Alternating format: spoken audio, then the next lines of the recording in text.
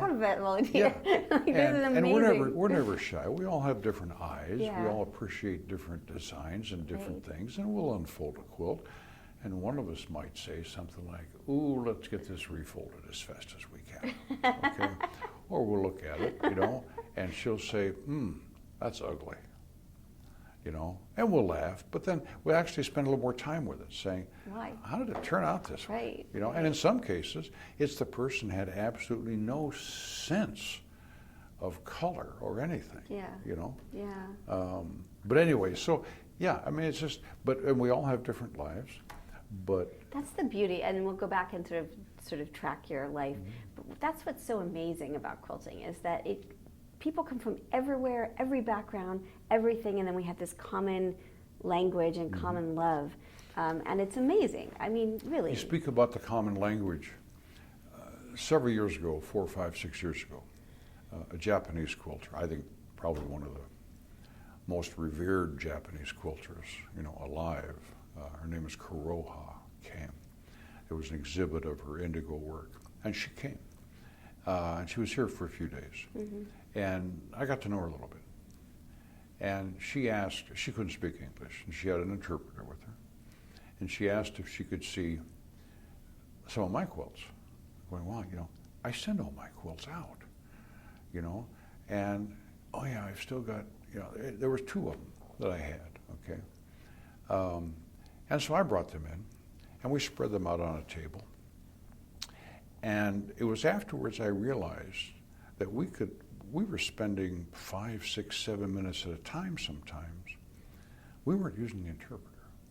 I couldn't speak Japanese, she couldn't speak English, but we shared a language, and we shared enough so that just by pointing, by a few hand gestures, tone of voice, we were communicating. That's amazing. Yeah, and it was only afterwards that I realized it.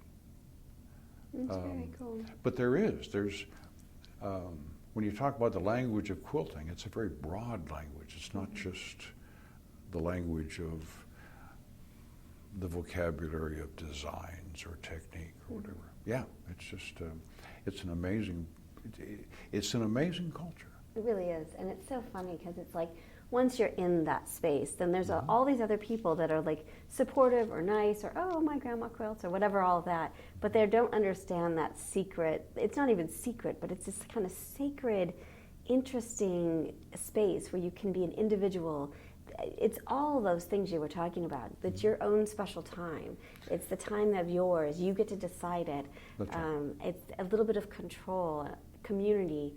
And you're expressing your individuality, aren't you? It's really quite remarkable, isn't it? And how important is it to be able to express that sometimes?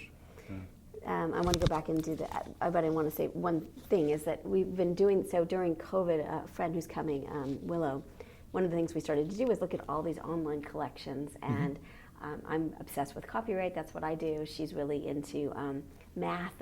She loves the math. Sure.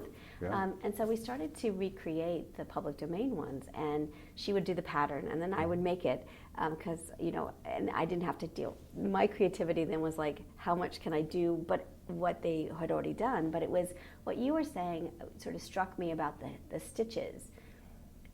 Redoing a quilt that somebody else has done, you start to think like, well, that's an interesting choice, right? Like you start to see in their mind or wonder like, why did that happen? Or what did that happen? And I found it so profound to be taking these quilts of often people we don't even know who they are, and then remaking them 100, 150 years later, to have that connection, that kind of, what you're saying about the one that you're working on. It is, That's right. It's so special in a way that I can't really even describe. Well, the quilt is the second project, but it happened as well with the first one. Oh, I've gotten to know this quilter. We talk to each other. Yeah.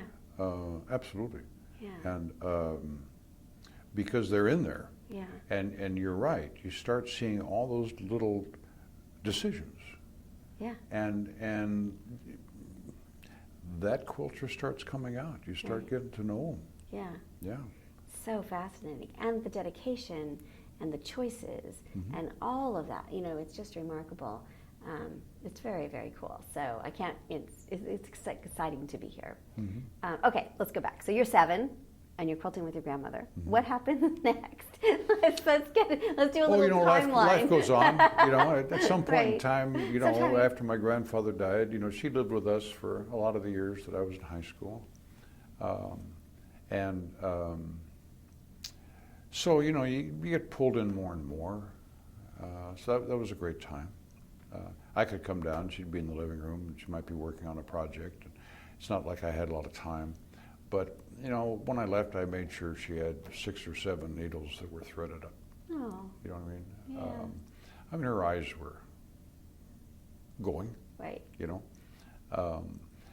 But, and then ultimately, life takes over, Yeah. and did my academic work and my professional work. I'm an anthropologist. And the archaeology is what pulled me in. But by the end of the freshman year, I was in that part of the discipline where you're dealing with people who are living, the living communities. And very early, there's this process of culture change. And at the time,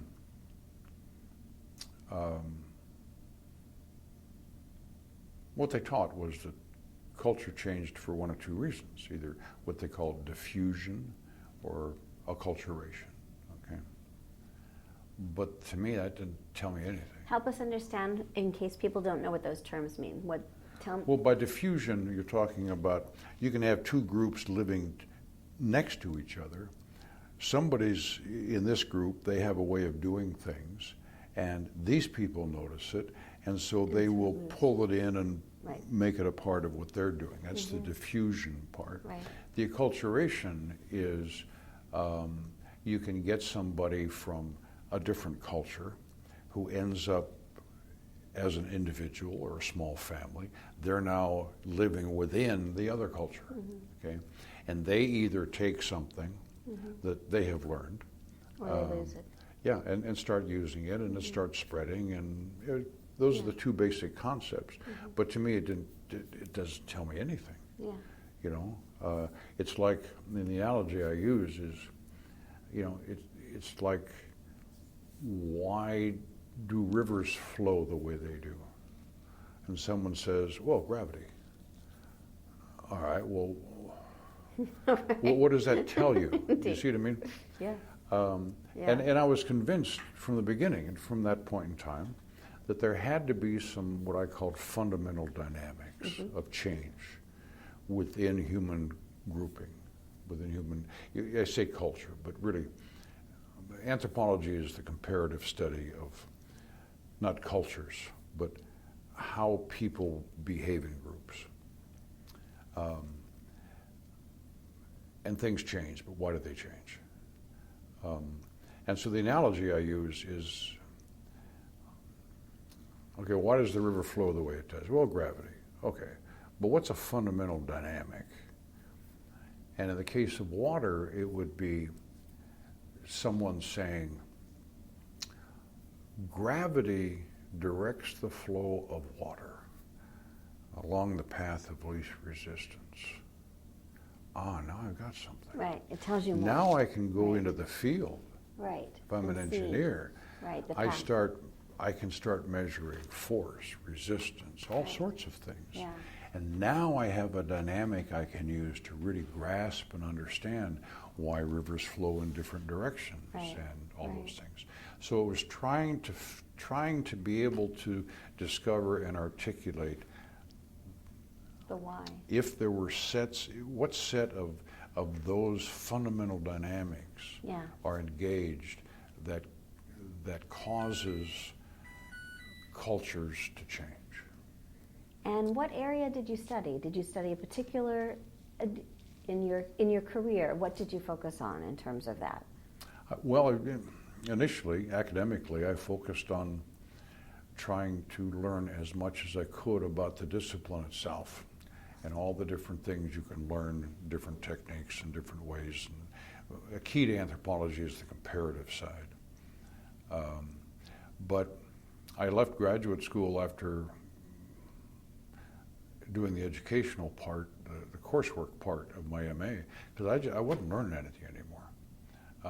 They were still just saying diffusion and acculturation, and that wasn't getting me anywhere. And around what year is that? That would have been 1970. And so I said, okay, I'm going to go out, I'm going to find a job that's in the middle of some kind of change. I mean, I got to start figuring out what's going on here. And it ended up becoming a 40-year profession. After a few years, I accepted a job up in Alaska, small fishing community on the coast. Isolated. You can only get in there by boat or plane, you know. But there was an offshore oil lease sale, and the oil companies were saying that if they found what they thought was there, I mean, they'd probably have 2,000 people on shore. Liquid natural gas plant, the whole 9 yards. It's a community of 600-700 people, traditional fishing community, about 70-80% Tlingit, you know, Alaska Native. And so the challenge, they created a position, they changed their city structure to create what they called a city manager structure. And I was to walk in as their city manager. And the challenge was how to mitigate what that onshore impact was, you know, from, and oh, by the way, we needed a small boat harbor, we need all sorts of other stuff. But we got it done. They never found the oil, but we had it set up so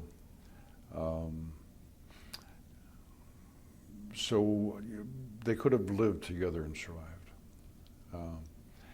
And then I made the noises that I was done, you know, and there was a commissioner with the state of Alaska that asked me to come because she had a project, and it was the last year of the existing governor's term, and this project was going to take 2 or 3 years. Now, she was crafty. She was one of the most amazing politicians I was ever around. She was wonderful. And she said, she put me in this deputy director role and then assigned me the project. But she said, it's going to take them 2 years when an administration changes before they get down and start changing people at the deputy level so we can get it done. That's really cool. That's right. But 3 weeks into it, she called and asked me to come downstairs, and I did, and I was wondering, she never did that before. And she said, oh, you got to go to the Pribilofs. Okay. The governor had just received a phone call, and the Pribilof Islands, St. George and St. Paul, they sit out in the middle. They sit in the middle of the Bering Sea, and it's where about 80% of the world's fur seals use as their rookery. And there had been a treaty between the United States and Japan, and who was the third one? Russia. Nobody would harvest fur seals anymore, anywhere, but they would have a controlled harvest on these 2 islands. Now, the fur seal, that fur was more valuable than gold back in the 1800s and 1700s because it was so warm. Interesting. But anyway, the United States, the treaty was going to get disbanded, so they weren't going to have any more seal harvest anymore. Well, the people living on those 2 islands were living there because they were captured by the Russians in the late 1700s. Okay, we lost batteries, so we're back, and this is part 2. Let's go for it. Okay, so tell me your name again. Tell me your name. The name is Jim Kohler. That's correct. And I'm Elizabeth Townsend-Gard, and this is part 2 of our interview. And so you, just in case we cut out, we were talking about you in Alaska and the islands with the seal fur, and you were being dispatched. That's correct. The treaty was going to be disbanded.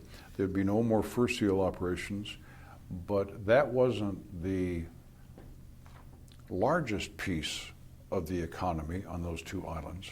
It was the only piece. So the question was, What do you do? the Department of